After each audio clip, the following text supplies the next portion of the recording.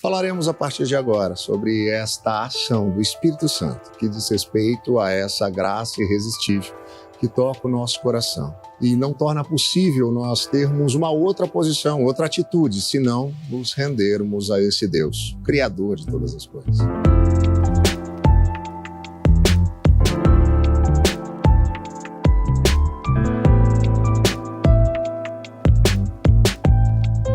Falando a respeito disso, o pastor John Piper certa vez escreveu: a graça irresistível se refere à obra soberana de Deus, de sobrepujar toda a rebelião do nosso coração e trazer-nos a fé em Cristo Jesus, para que dessa maneira possamos ser salvos.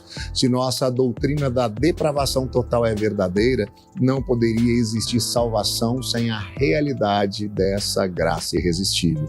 Se estamos mortos em nossos pecados, totalmente incapazes de nos submetermos a Deus, então nunca creríamos em Cristo, a menos que Deus sobrepujasse a nossa rebelião. E é exatamente isso que Ele faz através da ação do Espírito Santo na nossa vida. É sobre isso que nós conversaremos e olharemos para a palavra de Deus na carta que o apóstolo Paulo escreveu à igreja de Roma, que diz o seguinte: da mesma forma, o Espírito nos ajuda em nossa fraqueza, pois não sabemos como orar, mas o próprio Espírito intercede por nós com gemidos inexprimíveis. E aquele que sonda os corações conhece a intenção do Espírito, porque o Espírito intercede pelos santos de acordo com a vontade de Deus.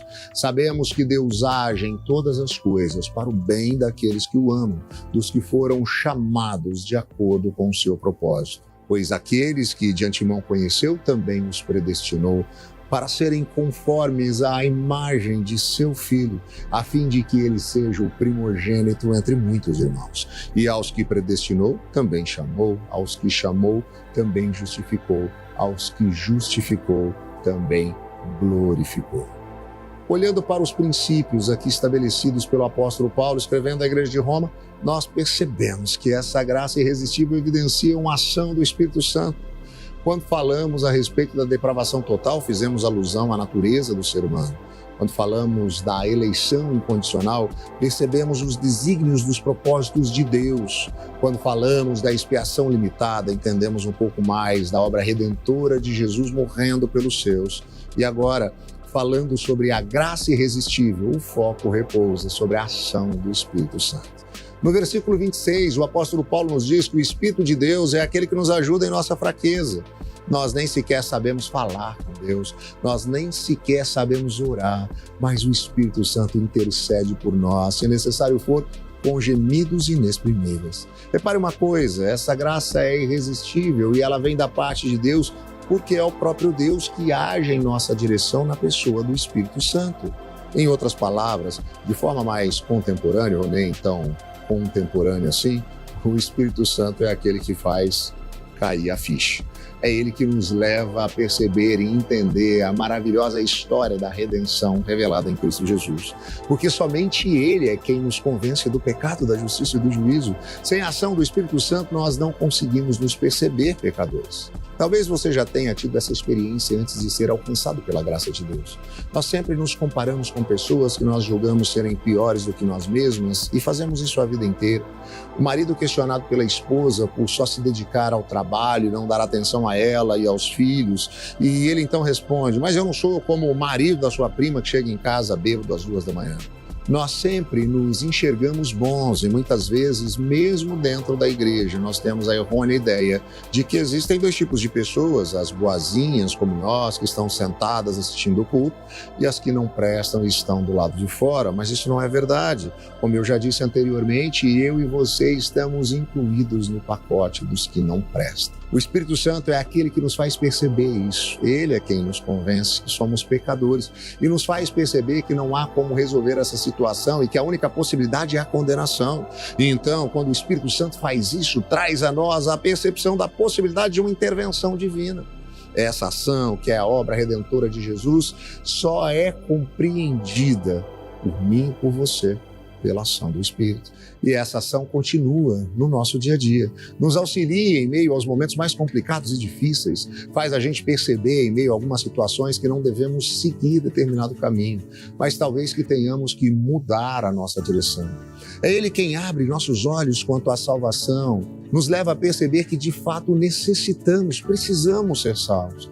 Muitas vezes, quando falamos que Jesus é o nosso Salvador, aqueles que não foram alcançados pela graça, não foram tocados pelo Espírito, nos questionam dizendo: salvo de quê? Eu não estou em apuros. Mas o Espírito Santo, quando nos convence do pecado, da justiça e do juízo, abre os nossos olhos e nos faz perceber o quanto precisamos ser redimidos, o quanto precisamos ser salvos, e nos orienta quanto à nossa conduta. Aqui temos um aspecto interessante. A graça é irresistível no que diz respeito à salvação, porque é o Espírito Santo quem abre nossos olhos, e então a ação redentora de Jesus passa a ter efeito em nós. Mas o Espírito Santo não age como um tipo de ditador, ele não nos obriga a segui-lo. Nós que vivemos ainda em um mundo que jaz o maligno, que vivemos ainda à mercê do mundo que está completamente contaminado pelo pecado, às vezes acabamos sendo seduzidos em algumas ocasiões e não damos ouvidos ao que o Espírito está dizendo. É isso que o apóstolo Paulo fala quando ele afirma que nós apagamos ou entristecemos o Espírito. Isso significa que você foi alcançado pela graça de Jesus, por ser um discípulo dele que está ainda em um mundo caído, muitas vezes se deixa seduzir por algo que está completamente contaminado pelo pecado. E neste momento, o Espírito Santo sopra aos seus ouvidos: ei, isso não é bom, isso não vai fazer bem para você. Ei, isso fere o coração de Deus. Em um primeiro momento, nós nos assustamos e respondemos: opa, eu não vou mais fazer isso. Mas em outras ocasiões, o Espírito Santo está falando, estamos olhando para o outro lado e continuamos tendo o mesmo tipo de atitude inconveniente. Sim, é possível entristecermos esse Espírito tão maravilhoso que habita em nós. Isso é o apagar. É como se perdêssemos essa luz que nos ilumina por causa dessa decisão de querer não fazer do jeito que Ele nos aconselhou, mas do nosso próprio jeito, querendo retomar em algum aspecto a nossa autonomia. É preciso deixar bem claro, todavia, que isso não significa que nós perdemos a nossa salvação. Uma vez que recebemos graciosamente de Deus por meio do que Jesus fez, e como trataremos mais adiante, os eleitos de Deus perseveram. Entretanto, desobedecer, entristecer ou apagar o Espírito significa que iremos enfrentar diversas dificuldades. Porque quando passamos a fazer as coisas do nosso jeito e não do jeito de Deus, nós temos problemas e as consequências virão. Por isso precisamos ficar atentos a isso e perceber o direcionamento do Espírito para a nossa vida. Mas a graça irresistível evidencia também o propósito e a soberania de Deus. E aquele que sonda os corações conhece a intenção do Espírito, porque o Espírito intercede pelos santos de acordo com a vontade de Deus. O propósito da nossa existência está naquele que nos chamou por intermédio do Espírito Santo.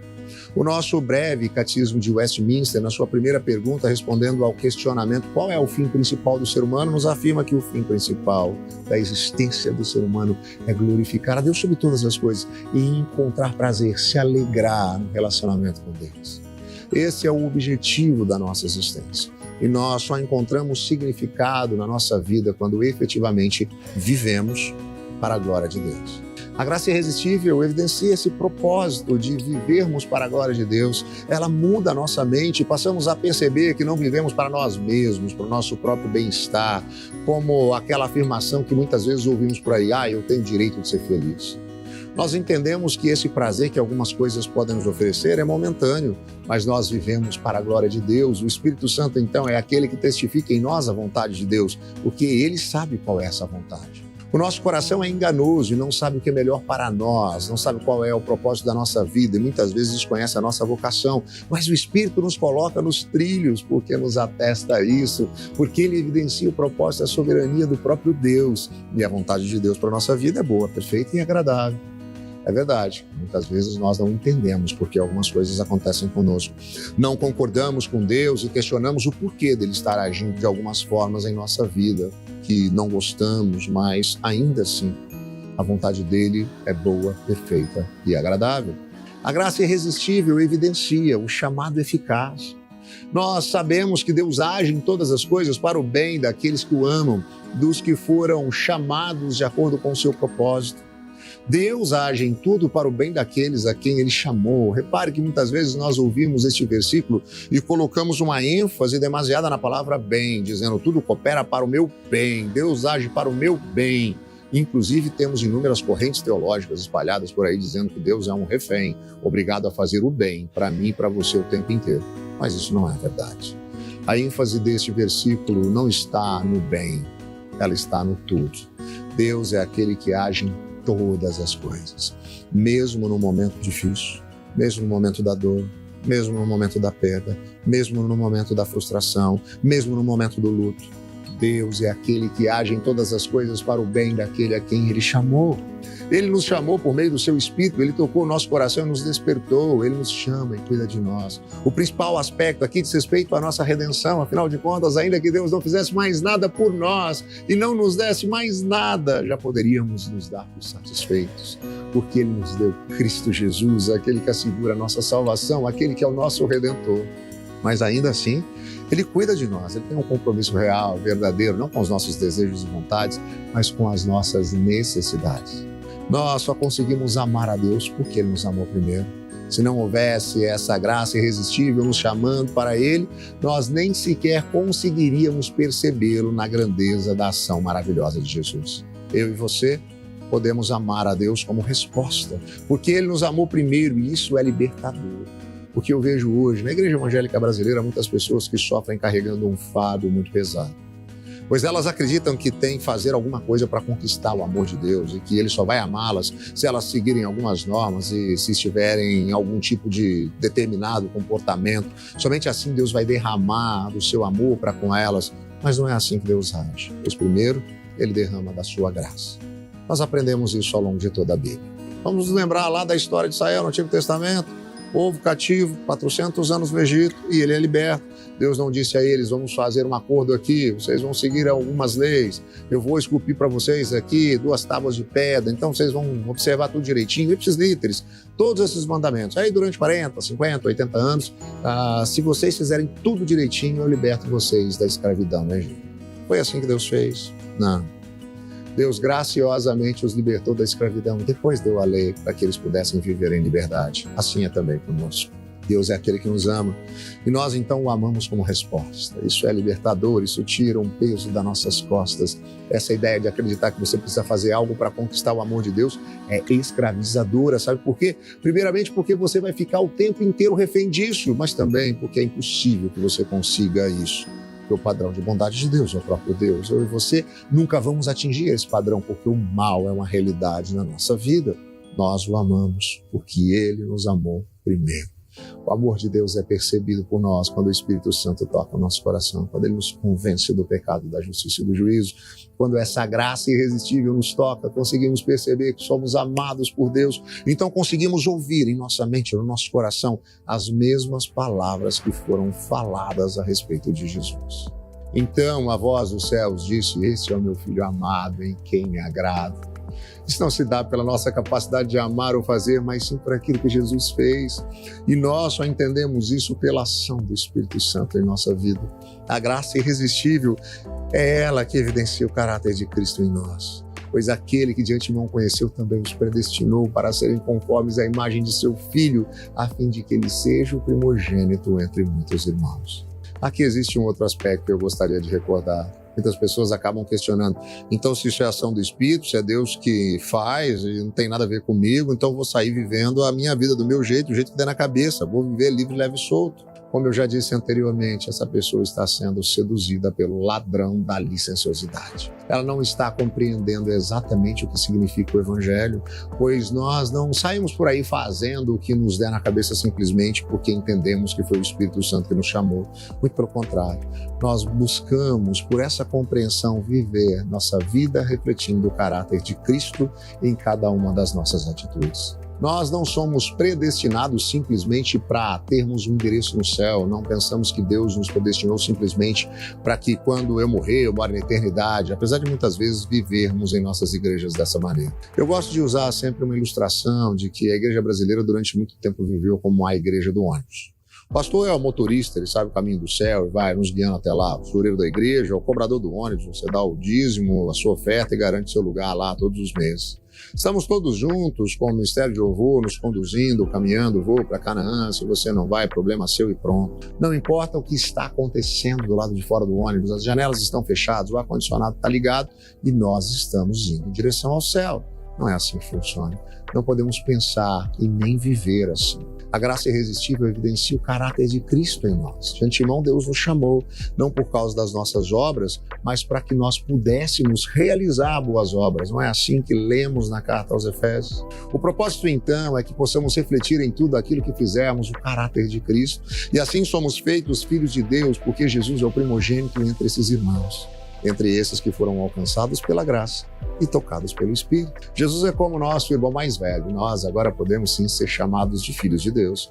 A conhecida expressão popular, todo mundo é filho de Deus, é uma falácia. Os filhos de Deus são aqueles que são feitos por Ele dessa maneira, por intermédio da obra redentora de Jesus e da ação do Espírito Santo nos convencendo, nos mostrando, nos explicando e nos ensinando o que é ser filho de Deus. Isso constrange de tal maneira nosso coração que se torna impossível continuarmos com as mesmas atitudes. Isso nos transforma.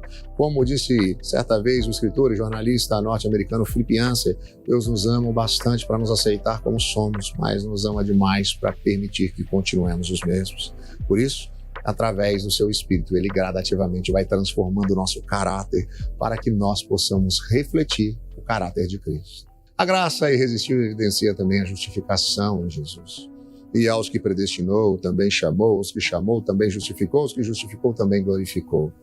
Os eleitos de Deus são chamados irresistivelmente pelo Espírito Santo. Essa é a graça irresistível, é aquele toque no coração, o qual é impossível recusar, pois é como se as vendas fossem tiradas dos nossos olhos, e com os nossos olhos abertos é impossível não mais enxergar. Nós estávamos cegos em relação à nossa verdadeira natureza, mas no momento em que os nossos olhos são abertos, passamos a enxergar. E esses a quem Ele chamou e abriu os olhos, Ele também justificou. E aqui podemos recordar a expiação de Jesus, não simplesmente por qualquer pessoa, mas por aqueles a quem Deus de antemão preparou e chamou, pelos eleitos de Deus. Por essas pessoas, Jesus derramou seu sangue. Se disséssemos qualquer coisa diferente disso, o sacrifício de Jesus não seria então algo tão poderoso, porque se Ele tivesse sacrificado por todos, mas nem todos fossem salvos, esse sacrifício não seria um sacrifício perfeito, mas o sacrifício de Jesus é completamente perfeito, e Ele é perfeito para aqueles que foram tocados pelo Espírito de Deus. Esses serão glorificados, viverão na eternidade, no lugar de onde nunca deveríamos ter saído, na presença do maravilhoso Criador de todas as coisas. Isso nos traz esperança, pois mesmo que a dor seja uma realidade, mesmo que o sofrimento seja real, mesmo que a morte seja algo que teremos que lidar, nós podemos ter esperança, porque no momento em que os nossos olhos se fecharem para a história, eles se abrirão para a eternidade. Estaremos diante de Jesus, o nosso Redentor. Ele então enxugará dos nossos olhos toda a lágrima derramada e não haverá mais dor, nem choro, nem tristeza, nenhuma lágrima, nenhuma doença, pois assim nos afirma João no livro de Apocalipse. Aquele que estava sentado no trono disse: estou fazendo novas todas as coisas. E acrescentou: escreva isso, pois essas palavras são verdadeiras e dignas de confiança.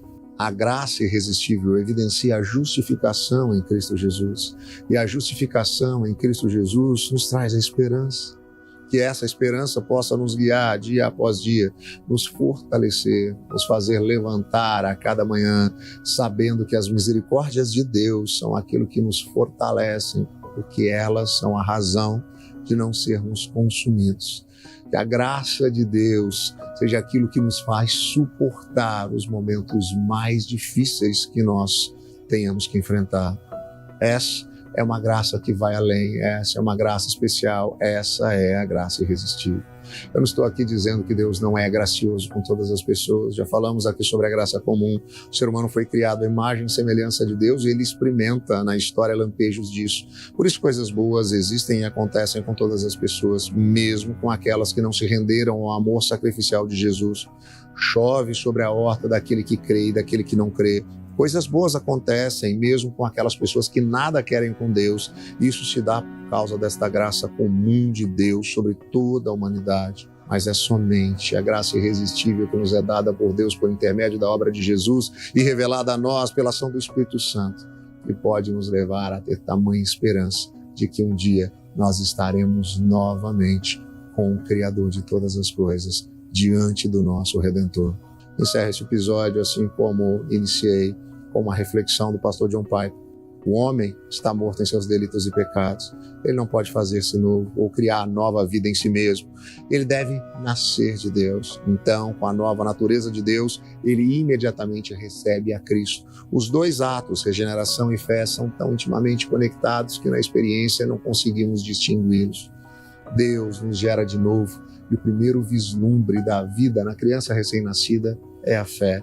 Assim, novo nascimento é o efeito da graça irresistível, porque é um ato da criação soberana, não da vontade do homem, mas de Deus.